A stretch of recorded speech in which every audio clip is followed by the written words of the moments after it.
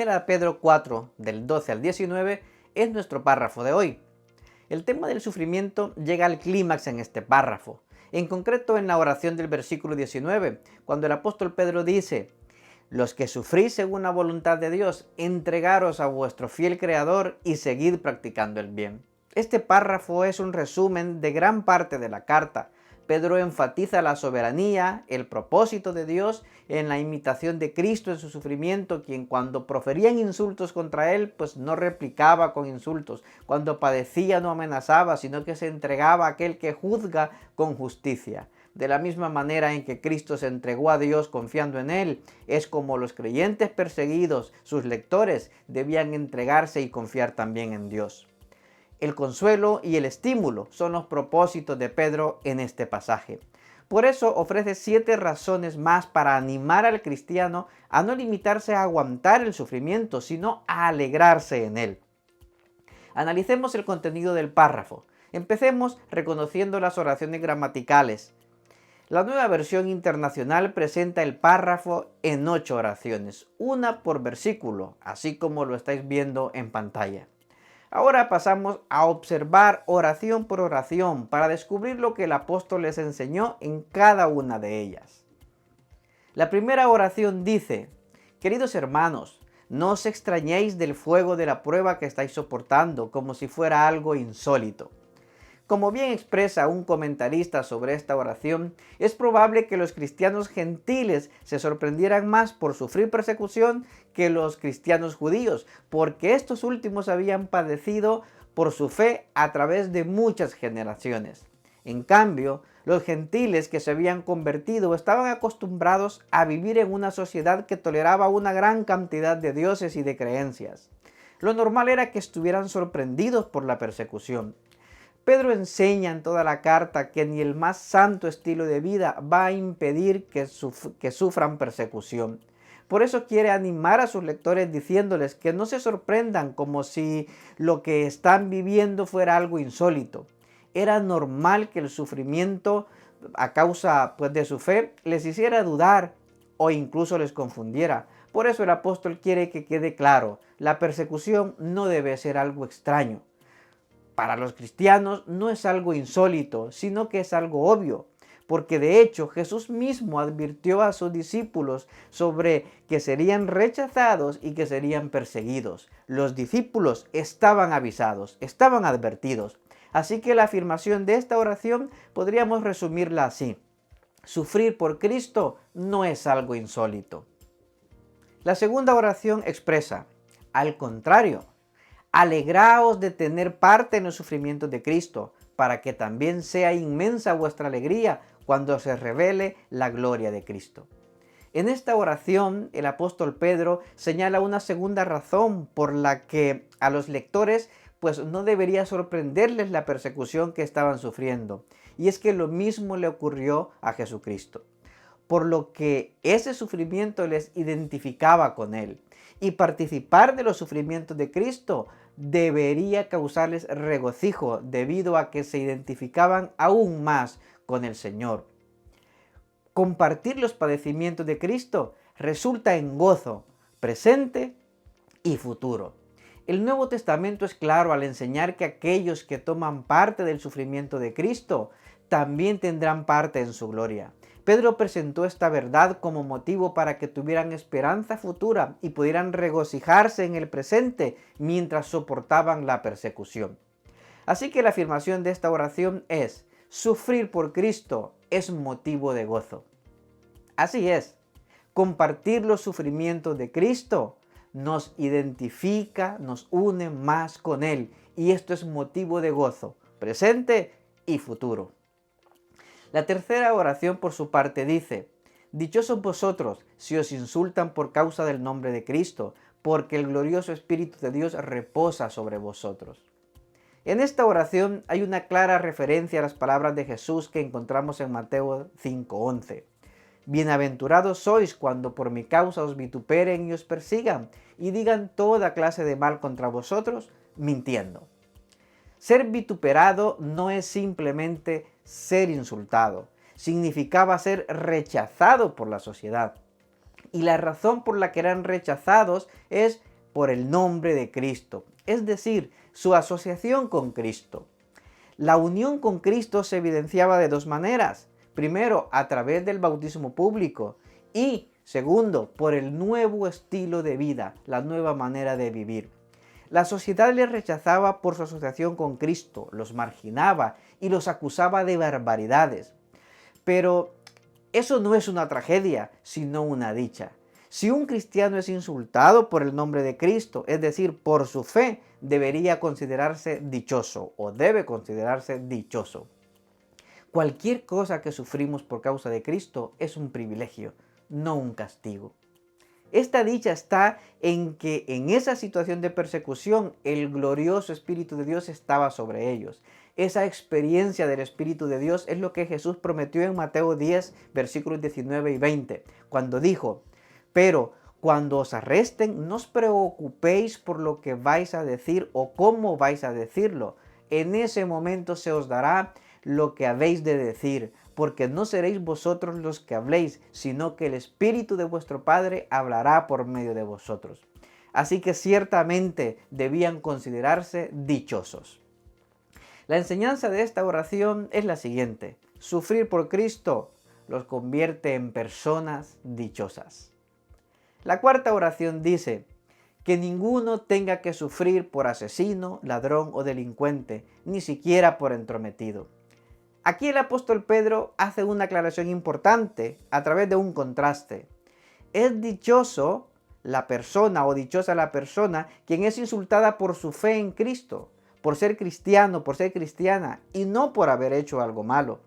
Debían tener claro el origen de su sufrimiento. ¿Era por la voluntad de Dios a causa de su fe en Cristo o sufrían por haber hecho algo indebido? Para darle fuerza a su argumento, Pedro menciona en primer lugar dos categorías de criminales: los asesinos y los ladrones, a lo que seguramente sus lectores responderían sin dudar: claro que no, yo soy bueno, no he matado a nadie, yo no le robo a nadie, yo no soy un delincuente. Por cierto, el término delincuente cubre todo tipo de acciones condenadas por la ley civil. Los creyentes deben cumplir con las leyes civiles. Por eso, es muy curioso que para finalizar el apóstol utilice un término más: entrometido.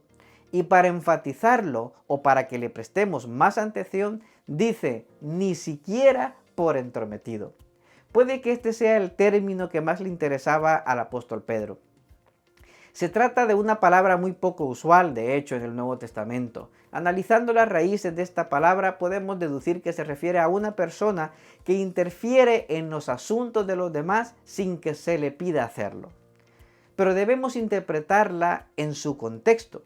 Es probable que a Pedro le preocupara que los cristianos, al rechazar la idolatría y la inmoralidad pagana, o al ser tan celosos del Evangelio, se entrometieran en situaciones en las que no deberían involucrarse y se ganaran la crítica de los paganos. La confrontación del pecado, por bien intencionada que fuera, debía hacerse de forma adecuada. Para Pedro, las formas son también muy importantes. La afirmación de esta oración puede ser de la siguiente manera: si sufrían, no debía ser por cometer un delito. La quinta oración dice: pero si alguien sufre por ser cristiano, que no se avergüence, sino que alabe a Dios por llevar el nombre de Cristo. Los creyentes no deberían avergonzarse de que se les acusara de ser cristianos, y sí por cometer un delito o por ser entrometidos. Debían comprender que sufrir por Cristo es una oportunidad para alabar a Dios y no un motivo de vergüenza. Aquí el apóstol Pedro usa la palabra cristiano. El término cristiano es una de las palabras que acuñaron los gentiles, seguramente con un sentido peyorativo, para referirse a aquellas personas que seguían de forma comprometida a Jesucristo. Sin embargo, en lugar de sentirse avergonzados, los creyentes debían mantener la cabeza alta, porque podían alabar a Dios. ¿Cómo alabarían a Dios? Simplemente llevando con dignidad y coherencia el título de cristiano. Debían tener la disposición a sufrir si era necesario. Debían alabar a Dios, asegurándose que su fidelidad a Cristo y su estilo de vida diferente fuera la única situación o la única acusación que la sociedad podía usar en contra de ellos. Así Dios sería alabado. Cuando un cristiano sufre por su fe, Dios es glorificado. En cambio, cuando un cristiano sufre por su propia culpa, Dios es deshonrado. La afirmación de esta oración puede ser la siguiente: sufrir por Cristo es una oportunidad para alabar a Dios.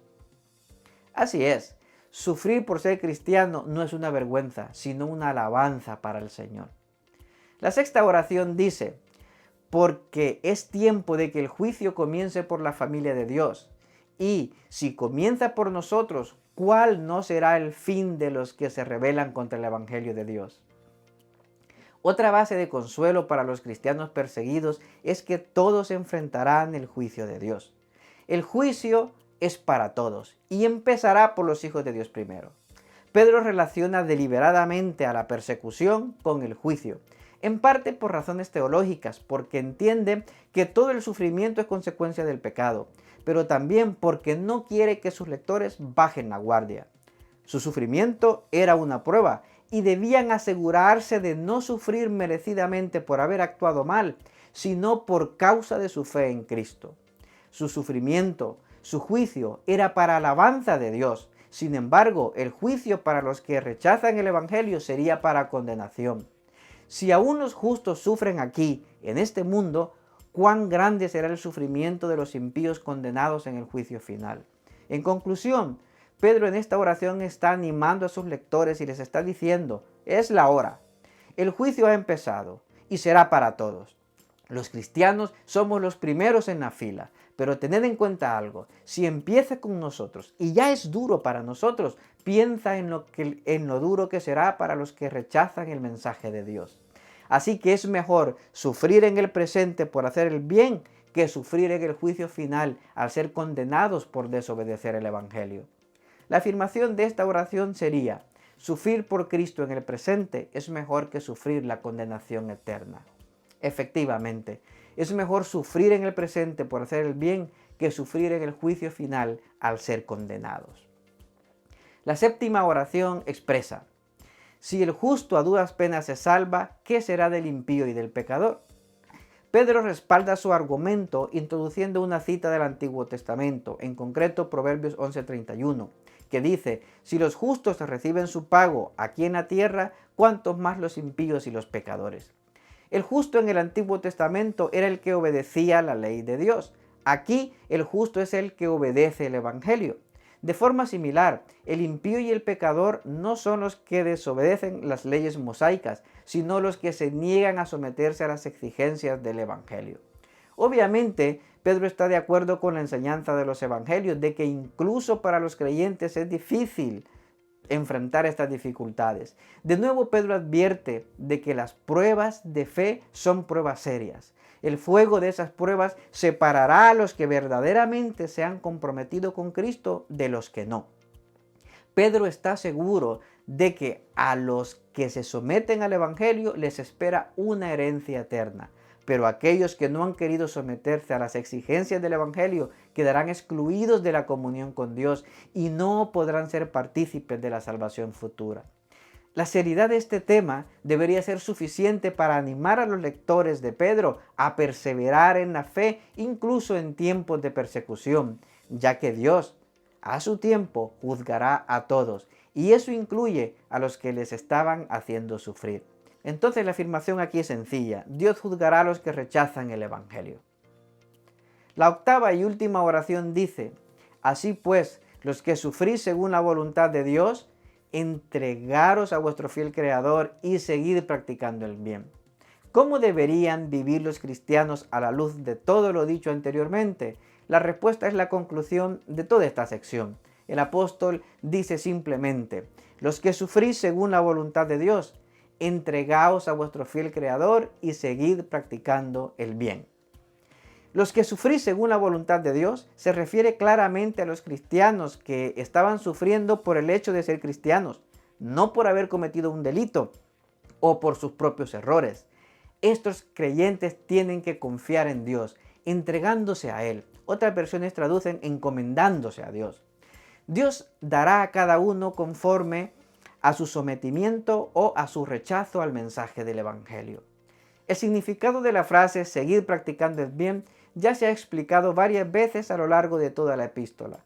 Significa sencillamente hacer aquello que Dios ve como bueno. Por ejemplo, obedecer a los amos, seguir las leyes y someterse las esposas a sus maridos. En fin, obedecer la palabra de Dios. Es hacer lo correcto a pesar de las consecuencias. Esta oración es como una conclusión de todo el tema del sufrimiento a causa del Señor. A pesar del sufrimiento, los lectores de Pedro no debían dejar de practicar el bien. El sufrir injustamente no es excusa para dejar de vivir como Dios manda. No debían desanimarse y pensar que quienes les perseguían se irían de rositas. No, sus perseguidores serían juzgados por Dios. Así que debían dejar ese juicio a Dios y centrarse en vivir como Dios manda. La afirmación de esta oración es que ellos debían confiar en Dios mientras sufrían practicando el bien. Aquí tenemos un resumen de lo que afirma cada una de las oraciones. En total son 8 oraciones, una por versículo. ¿Cuál de todas ellas es la principal? La principal es la conclusión, la del versículo 19. Los lectores de Pedro debían confiar en Dios mientras sufrían practicando el bien. ¿Cómo se relacionan las demás oraciones con la principal? Pues aportan razones por las cuales los lectores de Pedro, los destinatarios de Pedro debían confiar en Dios mientras practicaban el bien, mientras se comportaban como Dios manda. En el estudio vamos a reflexionar sobre los principios y las aplicaciones prácticas de este pasaje.